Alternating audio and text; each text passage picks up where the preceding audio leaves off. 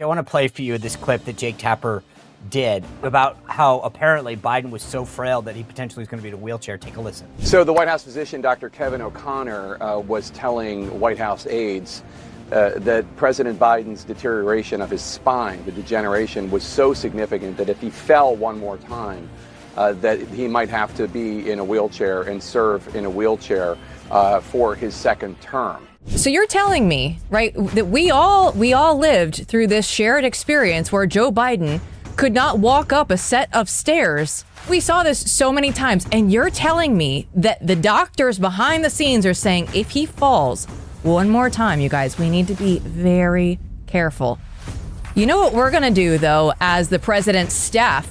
We're going to take him back to Delaware, and we're going to put this old man on a bike, and he is going to show you how with it, how hip he is. He can still hang with the kids. Oh, wait, no, he fell.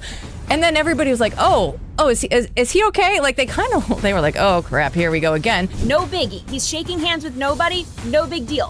When President Trump dared to use a railing walking down a ramp, when he dared to hold a water with two hands, it was Armageddon on CNN. All right, guys, I hope you had a great weekend. Trump world never stops. I tell you this all the time. I always hope that maybe just one weekend, just one. We're headed into like a 3-day weekend this coming weekend. So maybe you just focus on playing golf or something. That would be helpful to me so I can get one or two things done that I had to. Hope you had a great weekend. A lot of stuff to catch up on. This big Biden tell-all BS book comes out tomorrow. We're going to break that all down with the panel. A lot of stuff coming your way this week, by the way. But before I get into that, you guys know the key to wellness is to make sure that it's all rooted in a great night's sleep. I have made Beam's Dream Powder the cornerstone of my journey on wellness, because if you don't get a good night's sleep, the working out, the cutting out of the dyes, all that doesn't matter. And I am a big fan of all their flavors. It's the cinnamon cocoa one. It's a bag that's crushed. I travel with this stuff now. I've been using the brownie one too, because all the flavors are great. I keep calling it's like my evening dessert.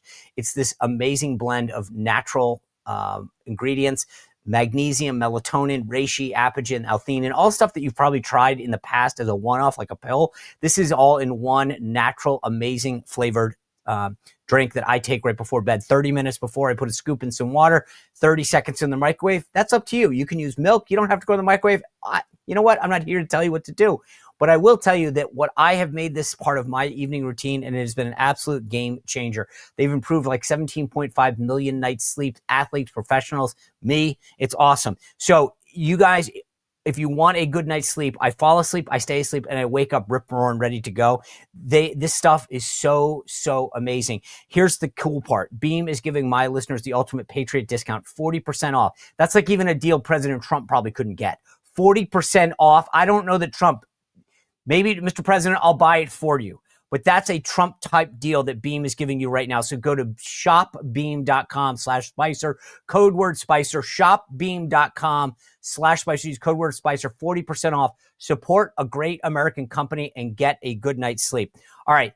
One of the things that's maybe keeping you up at night, if you are one of those people that didn't pay your taxes on April 15th, you know who you are, or you know someone who is. They've got unfiled back taxes. You're staying up at night because you're worried. Well, it's not just Beam. I can give you some other good news right now. The folks at Tax Network USA, these guys are the best in the business. They will allow you to then take the Beam and fall asleep because they will take all your worries away. These guys have recovered so much money for their clients because they've got a direct preferred line in the IRS.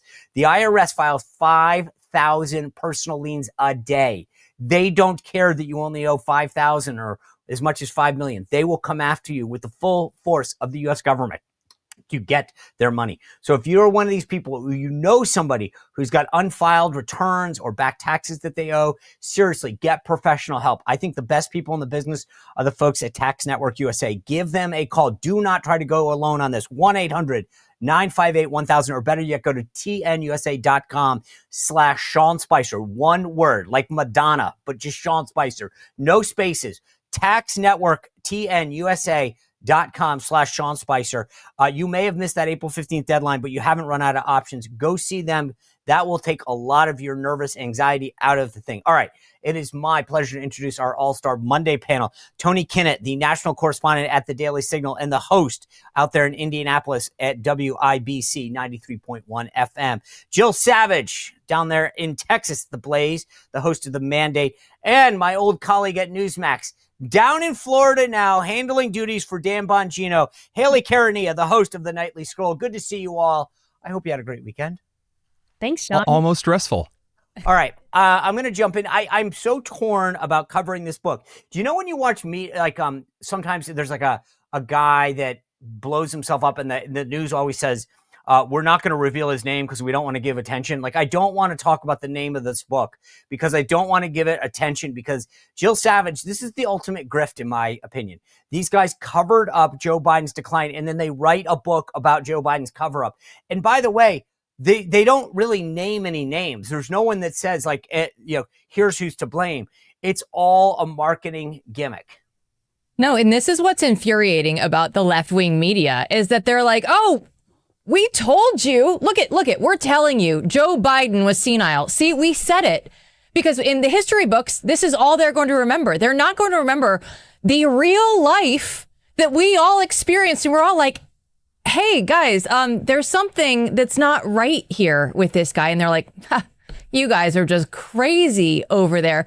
I remember talking to Dr. Jay Bhattacharya, right? He did this in COVID. He was like, hey, everybody, it's probably a lab leak. And the New York Times is now like, wait, obviously, why it was a would you lab think it's leak. So you're on the lab leak bandwagon then, because I am. It was okay, just because it was next it to a took lab. 4 years.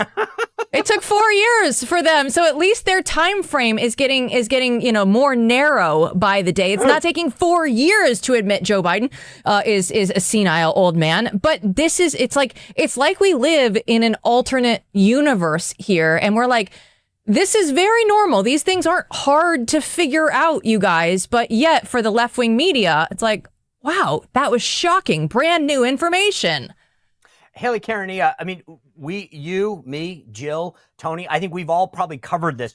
And to Jill's point, though, they don't acknowledge the fact that the people who did talk about it were shunned. We were told that we were, mean people, conspiracy theorists, right? And now it's like, yeah.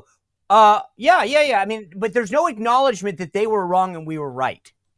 Totally. And they have to come out and say we were wrong. But what they're doing now, which is really frustrating, is that they're saying, like, well, the Biden White House was lying and we got duped just like me and you. Like, we're in this together. We were all duped by the Biden White House. And now they get to conveniently throw the Biden White House and the administration under the bus because they don't have to worry about winning anymore. But it's so funny how Jake Tapper, he went on CNN saying, yeah, we interviewed mostly Democrats. And it's like, why would anyone want to read a book written by the people that told you that the sky was green for the last 4 years when everyone knew that the sky was blue? And even worse, they're shopping this script around to producers in Hollywood. What? We don't want to read the book and we don't want to watch the movie. How are they going to find an actor old enough to play Joe Biden in this movie? Not just old enough, Tony, but who do you imagine, like, you're an actor, you're like, who's got the Biden role? You're like, I don't want that. I don't want to look like. They're going to cast the course from Indiana Jones.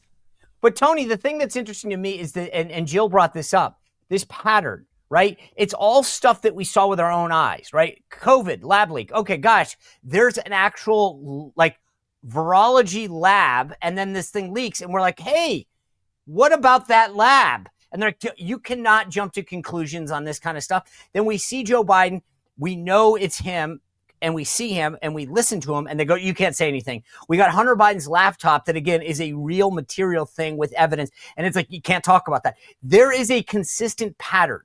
Don't believe what you see, believe what we tell you until we tell you it's okay because we've lied to you for so long that we can't keep it up.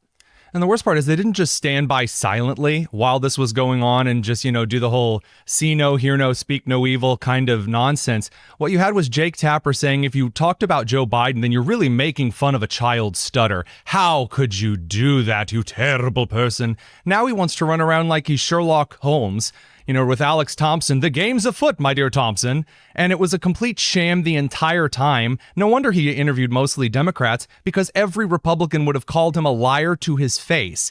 And of course, they're not naming people. They need him for the next time that they deposit some aged corpse like Bernie Sanders into the White House or whomever the next one's going to be. It's not even a grift at this point. It's like a triple cover-up, like that Netflix Tim Robbins sketch where like the hot dog car crashes through the window. He's in the hot dog suit. He's like, we're trying to find the guy who did this. And he's the one who crashed through the window in the first place. Jill Savage, I want to play for you this clip that Jake Tapper did about how apparently Biden was so frail that he potentially is going to be in a wheelchair. Take a listen. I'm curious about what his advisors were saying at the time as you look at this, as you reported out this book.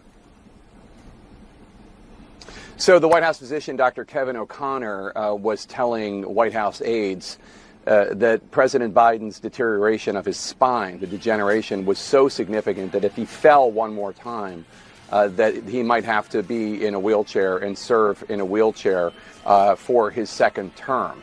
But everybody pushed off the notion that he use a wheelchair until after the election. This is all part of a larger whole where the Biden White House tried to hide the extent of his deterioration, both physical and cognitive, as much as possible. In fact, as we all know, we all saw, as his shuffling gait got worse and worse from 2003 to 2004, they started putting aides around him as he walked to Marine One, the helicopter. That was to kind of hide from public view how bad his gait was, how bad his walking was, his shuffling, and also in case he stumbled again to make sure somebody was there. And this is just of a piece of an overall campaign to try to conceal from the American people the extent to which the president was really struggling to do his job. So, Jill Savage, here's what I don't understand. All of the stuff he's describing there is visible, right? Look at how they covered him up going to Marine One. Look at the aides that had to surround him so he didn't fall. This is stuff that everybody could see with their own eyes. And then, let's be honest, I mean, the doctor, his physician, Dr. Kevin O'Connor, is saying he's so frail that he's literally going to be in a wheelchair. And those are not, it's not like, oh, he had a cold and you know, it could have gotten bad or something. This is all very visible stuff. And yet, again, we weren't allowed to talk about it without being, you know, Haley was right. We were cast aside. We were called conspiracy theorists. We were told we were mean. And yet now they're acting like, gosh, we could also see it. It was right there. Well, he did have a cold and they would take him away for a week at a time. Oh, no, he's not feeling well. But no, we had visual evidence of his decline. So you're telling me, right, that we all lived through this shared experience where Joe Biden could not walk up a set of stairs onto Air Force One. We saw this how many times, right? Well, but he we're wasn't like, living through that experience, but we he all wasn't. were. We all were. But we saw this so many times. And you're telling me that the doctors behind the scenes are saying, if he falls one more time, you guys, we need to be very careful. You know what we're going to do, though, as the president's staff? We're going to take him back to Delaware and we're going to put this old man on a bike and he is going to show you how with it, how hip he is. He can still hang with the kids. Oh, wait, no, he fell. And then everybody was like, oh, is he okay? Like they were like, oh, crap, here we go again. This old man on a bike. Why are these people who are clearly in the know behind the scenes, why do they keep putting him out there in situations where he could end up in a wheelchair, right? Like just an old man on a bicycle is never a good idea. Haley Carney, you know who I blame? Who? The staff. Okay. And so allow me a moment of personal privilege. Well, it is my show. I have been vilified by folks in the left, by a lot of folks, well, it's a subset in the media, who said, Sean Spicer lied when he was the press secretary. He didn't fully disclose this. Crowd size, man, that was my biggest sin. I apparently was not accurate when I talked about a crowd. Okay, so let me just say to you this, for all of you in the viewing audience. If the biggest issue that you have in life is the size of an event, and you don't care about my successors in that job, Jen Psaki and Corinne Jean-Pierre, lying to you about the cognitive and physical capabilities of the president of the United States, the leaders of the free world, then you have your priorities backwards. Listen to Jen Psaki talk about this. Take a listen. I left in May of 2022, just for the facts here. And I have seen Biden once since then, when I took my daughter to the holiday party this last December after he had lost. And so I hadn't seen him in person during that period of time. I never saw that person, not a single time. And I was in the Oval Office every day that was on that debate stage. I'm not a doctor. Aging happens quite quickly. Were things that people saw during that period of time that were similar to that or would have been in a category of that? I don't know, possibly, right? And all these books are going to tell us. Like, do you think that were they actively covering it up? Were they sort of in denial, or was that just a bad debate? Like, what is your read on that?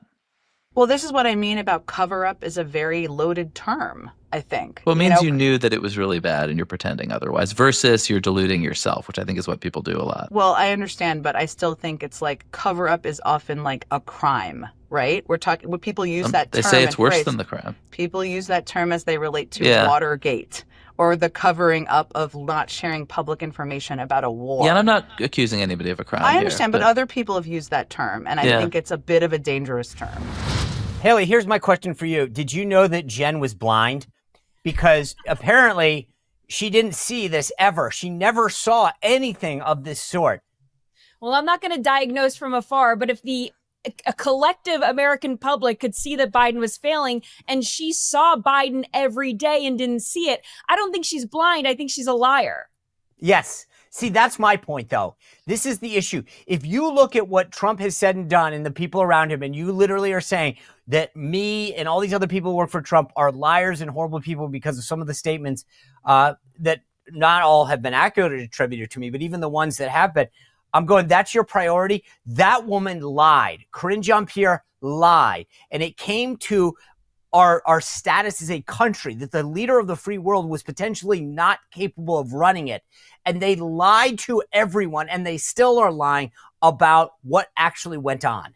Well, think about like the mainstream media and how they covered Biden falling up the stairs, going up to Air Force One.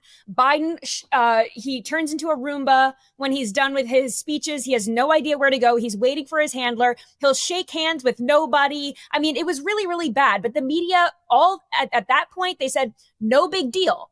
No biggie. He's shaking hands with nobody. No big deal. When President Trump dared to use a railing walking down a ramp, when he dared to hold a water with two hands, it was Armageddon on CNN.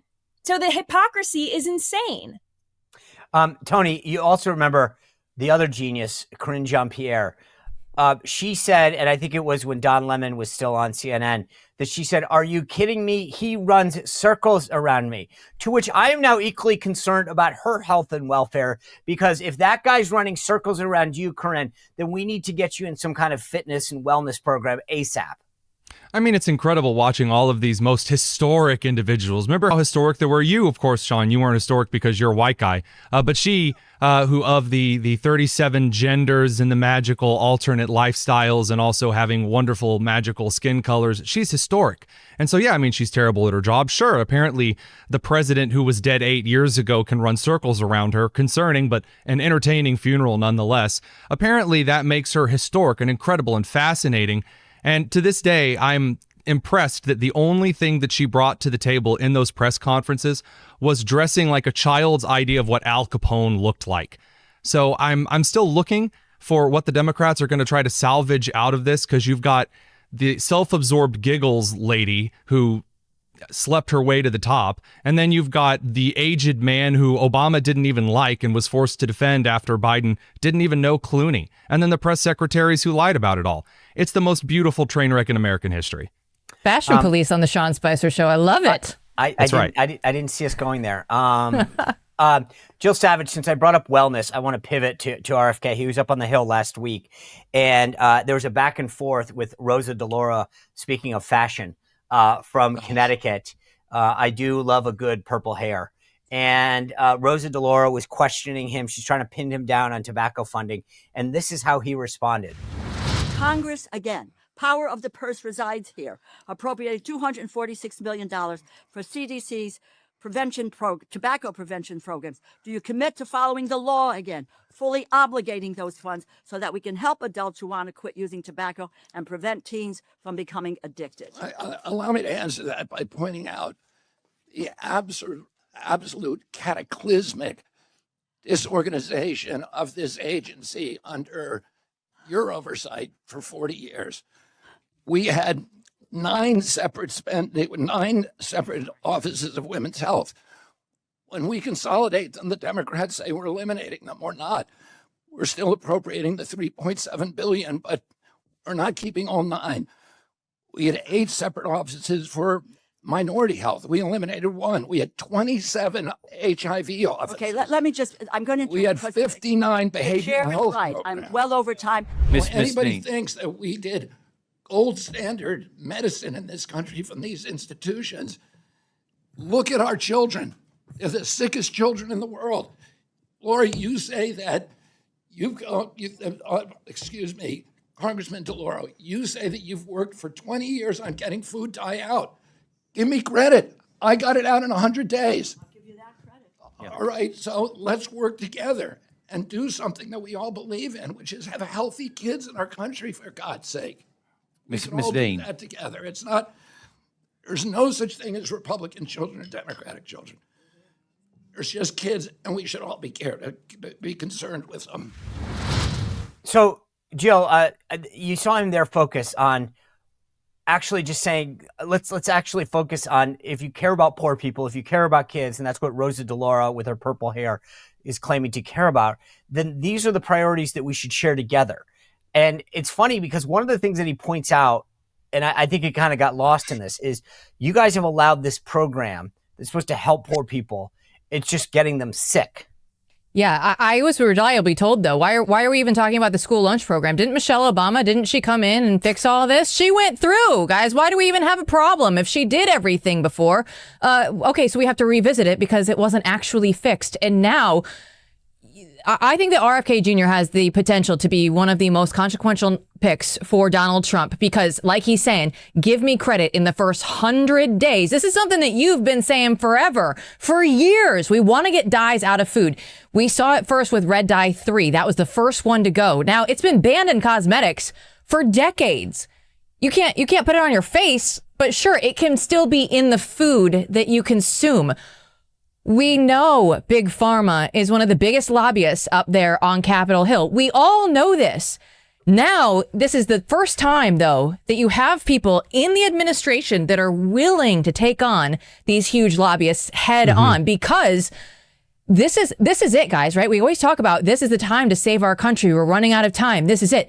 This is going to be huge. If we can actually accomplish things in getting all of the food dyes out. Okay, great. What's next? Let's look at autism. Let's look at the other initiatives that RFK Jr. has, because he is not going to stop, because he believes this stuff, right? I actually love that he is a former Democrat, right? Tulsi Gabbard, look at all the great work that she's doing now at ODNI. We're all coming together. If Most you diverse want to come administration together in history to actually save the country, and it doesn't matter what your skin color is, who you identify. I don't care about any of that crap.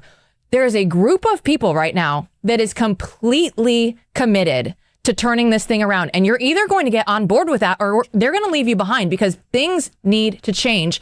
That's why Donald Trump was elected. You know, Haley, the thing is, he, to Jill's point, he's calling out a system that's saying, if you care about stuff, and he was talking about Alzheimer's. And I found this fascinating because I don't want to take it back, but I remember during the Trump transition, the first wave, we were talking to very prominent healthcare people. They weren't industry people. They were actually the one individual I'm thinking about in particular was a doctor. And I was asking about the healthcare system. And he said, Sean, the problem right now is that there's no incentive for these guys to work together. The CDC fights the NIH fights the cancer. I mean, like that they all, it's like this huge, fight for power, for money. They don't like to coordinate. They all want credit. They all are taking, having studies funded by pharma or whatever. But RFK was talking about this, taking this on and with respect to Alzheimer. And here's what he had to say, Haley. We're switching the trajectory so that we're going to really focus narrowly on chronic disease, ending the chronic disease epidemic, And then we're going to make sure that the science cannot be corrupted. That every scientific study is replicated, that the raw data for those studies is published, that the peer review for those studies is published. And that we're going to focus on making sure that we get to younger scientists rather than the old boys network. And I could talk to you about scientific corruption all day long, about horror stories that we know have happened within NIH. One of those, probably the worst, is the amyloid plaque scandal. For 20 years, we were, because of utter corruption and fraud, we were directing Alzheimer's research to one hypothesis, and any other hypothesis was shut down. We should have the cure for Alzheimer's today. We don't have it purely because of corruption at NIH. Ms. Frankel. We are going to have it quickly. Haley, I mean, I think that the funny thing is when I grew up and you had an issue, the constant refrain was get a second opinion, go check this out, whatever. Now, everything, I mean, Jill mentioned COVID a while ago. It's like you must adhere to the doctrine, to our answer. And if you think anything else, then you are a conspiracy theorist. And I think one of the things that RFK I love is he's calling all this out. Here's who's funding it. Here's the lack of peer review. Here's the corruption that exists. And I agree with you guys that I mean, I really do think this could be one of the most consequential Health and Human Services secretaries ever. I think if you disagree with what RFK Jr. was saying there, you either have TDS or you're about to lose a lot of money because you're one of these lobbyists that makes money off of making people sick. And one of the other things that RFK Jr. is doing along with FDA Commissioner Dr. Marty Makary is that they're recommending that these oral fluoride tablets not be recommended to these poor communities because in past, the CDC and other government organizations, they've been recommending this oral fluoride tablet to poorer communities who don't have access to clean water. So basically, the government started putting fluoride in our water in the 60s, and they wanted to make sure that these poorer communities got their fluoride. Well, now what are we figuring out now? That this might be contributing to lower IQ levels. So is this an intentional, was the government trying to dumb us down, or was this just like an inconvenient side effect of having healthy teeth? That's, you know, the point that's so interesting to me is, again, it's orthodoxy. You must believe the following. Mm-hmm. And then you start pulling it back. And he was right on that previous clip about red dyes. I mean, Jill brought this up. Wait, so let me get this straight. You can't put it in cosmetics because it's linked to cancer, but we can eat it? I mean, to me, that doesn't take a medical degree, Tony. It's like, that's common sense. That's like going, hey, there's a lab and then there's a lab leak. Maybe that's the cause of this virus. I mean, we've literally gotten to the point where common sense has been thrown out the window. So unfortunately, as a recovering academic who used to be a science director in Indiana's largest public school system, I noticed he began by talking about how kind of the majority of this garbage was given in packages to Head Start schools. I was just making sure I had my data here right. I just ended up doing a little bit of a research study on these like government-funded preschool programs. They're awful. They are awful for kids nutritionally. They're awful for kids for exercise, for socializing. They fail on every single level. Yet we're told because someone with fancy letters behind their name says that it's good or totally didn't take money from Pearson or other major lobbying companies, that's just in the education space, that it's good for you. Don't question it. So yeah, I mean, sure, these hormones might give a woman going through menopause cancer at 4 times the normal rate, but a child questioning their gender, whose entire endocrine system's in flux, yeah, give it to him. I'm sure it'll be fine. We haven't done any testing, but after all, someone with fancy letters said it was important. And I'm so glad that Americans are moving past that argument of authority garbage, whether it's in healthcare, as Haley said so expertly, or whether we're talking about education or any of the social sciences. Functional skepticism is a good thing. Yeah. You know, Jill, the funny part is everybody was melting down when RFK was having these, they call them, I think, posture hearings. They're going in front, trying to get the money for their budget. There was a bit of irony when he testified. So they usually do one day in the House and then go over to the Senate. When he was over on the Senate side, I think it was, somebody disrupted him in his hearing. And I want to play this for you because I think there's a bit of irony in who the person was that tried to interrupt his testimony to the Senate. Take a look. The audience are reminded disruptions will not be permitted while the committee conducts its business. Capitol Police are asked to remove the individuals from the hearing room. Now, the gentleman that they are removing happens to be Ben Cohen, who is the founder of Ben & Jerry's ice cream. There's something to me that's a bit ironic that at a hearing about health and human services and making people healthier, that the guy whose ice cream, I personally choose not to eat it because I don't like them. But I mean, I don't think that's the healthiest option that you could be fighting for right now, is saying, save me because I'm the guy who's feeding ice cream to people. That's, by the way, I'm sure caloric wise, not exactly on the healthy side of the MAHA agenda. No, but this makes it just all the better, right? Like this is reality, right? We want to go back to this. This is real life. Like, are you kidding? Because a Hollywood movie right now, they'd be like, oh, you know what? Who should we place in here to go in and disrupt this hearing in the Senate?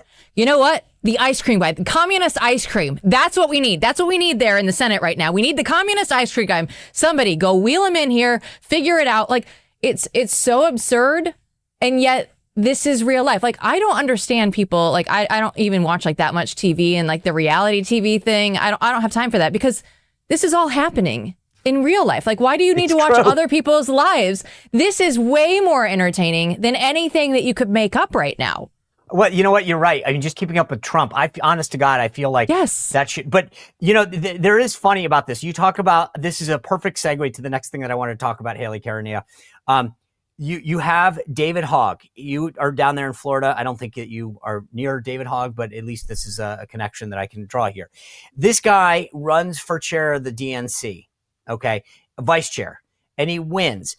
The credentials committee of the DNC just invalidated his win last week. Now, here's the kicker on it. There's apparently two vice chairs, and they're supposed to have gender balance.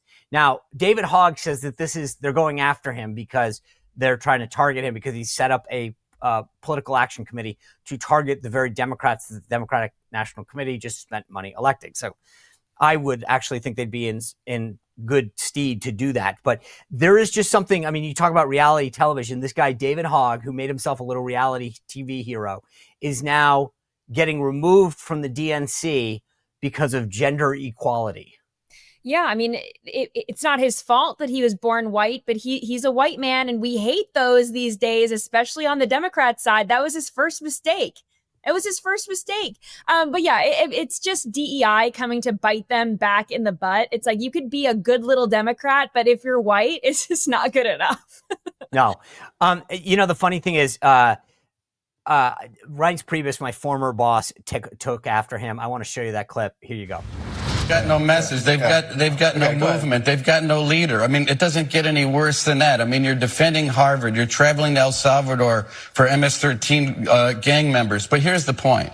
Alleged. You're taking $20 million. If I'm looking at someone, my vice chair of the RNC, taking $20 million for another effort, it's $20 million out of the DNC's pocket. You can't be on the board of the Fishing and Forest Company and on Greenpeace at the same time. There are places for groups to hold the party accountable. I think it's right. Yeah, let me push back against that. This was not an MS-13 gang member, and you damn well know that. Oh, come on. He was not. Okay, and so the keep defending this guy. The administration admitted this was wrong. In America, we have due process, and we are a land of law and order. We are a land of law and order. And this administration is repeatedly showing time and time again they do not care about what the Supreme Court says. They do not care about the rule of law. And you cannot defend sending people to another country. Just did a poll to another country where they don't have Americans rights. Think that all illegal immigrants should be deported, by the way. So you're losing your effort. So if you want to try to defend the constitutionality of deporting a illegal immigrant that's here. He took a lot of time to come after me. He's here illegally.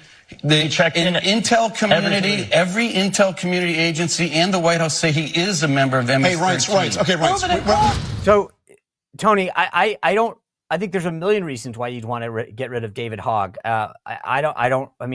But this guy is he's an ineffective spokesperson, number one. Number two, he's raising money to go against the very candidates that the Dems need to keep in office. It's amazing that that's who they thought would be good to have in the leadership of their party at a time when, frankly, they're leaderless and they need something. To me, it continues to show doubling down on stupid. Can I be candid for just a moment with the three of you? Please. So we're all in the conservative movement, and I'm sure that we had mentors, and that those under us, we have mentees, right? Those that we're trying to foster the next generation of conservatism, that kind of a thing. And the Democrat side of the aisle, though, that's not as common. So the current older generation of Democrats, they learned to backstab from their superiors, and they were pushing all of the Barney Franks and whoever off the cliff back in the day. Now, all of a sudden, the David Hoggs are coming in and is stabbing Chuck Schumer in the back and Pelosi, and they're like, wait a minute, this wasn't supposed to happen. Why did my children learn to do the exact same thing I taught them to do? I can't believe it. And now the Democrats are running around wondering that why they trained their youth to trust in that they would always have control of the media so they could say whatever they wanted, lie or not, because the media would run cover for them. Now that ecosystem is broken. This isn't an unpopular show. People are watching this instead of CNN.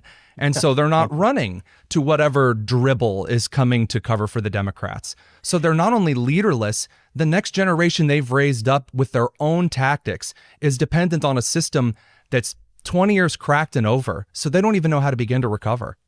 But Sean, if I may, it's your show, but I want to disagree with you, because if we have a leaderless Democratic, if we have a leaderless Democratic Party, there is absolutely no one else that I want in leadership. I want a crazy David Hogg trying to be the mastermind. You know they're going to swap it out with Jasmine Crockett or MacIver, otherwise known as Timu Jasmine Crockett. I mean, they don't exactly have a bench lined up.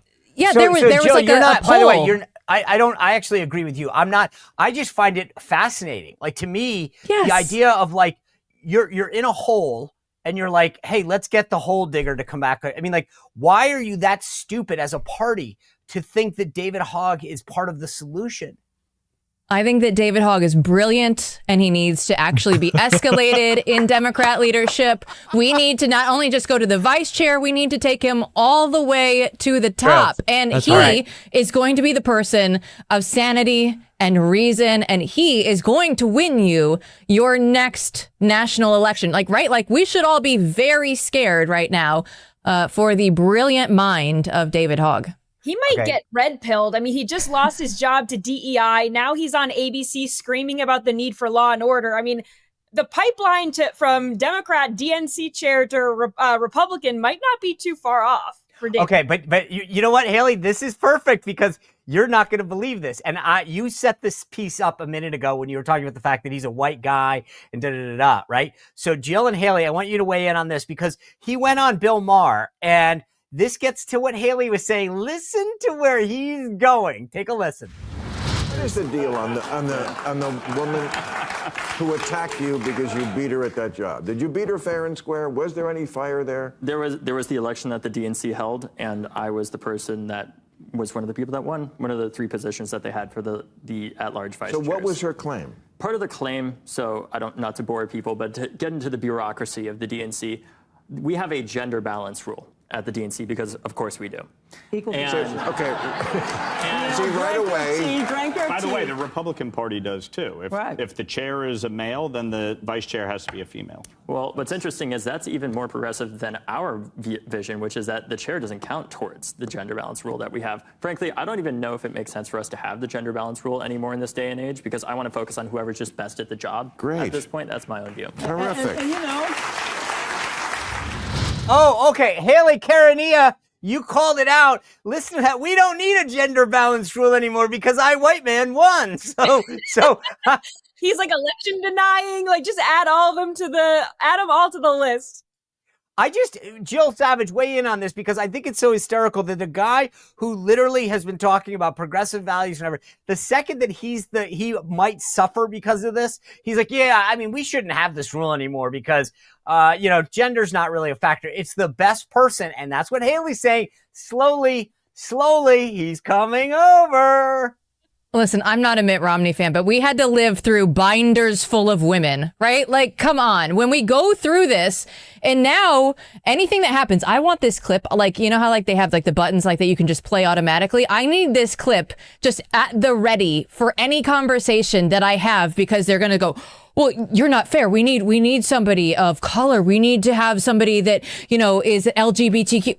No. Even No your way. own is saying this. Here, David Hogg has done the research. He knows this is outdated. We have moved beyond this. Okay. I can't wait to use that on Democrats at some point in the future. It's going to be glorious. We added that to our soundboard for the show this morning. Yes. Really? Yes, we did.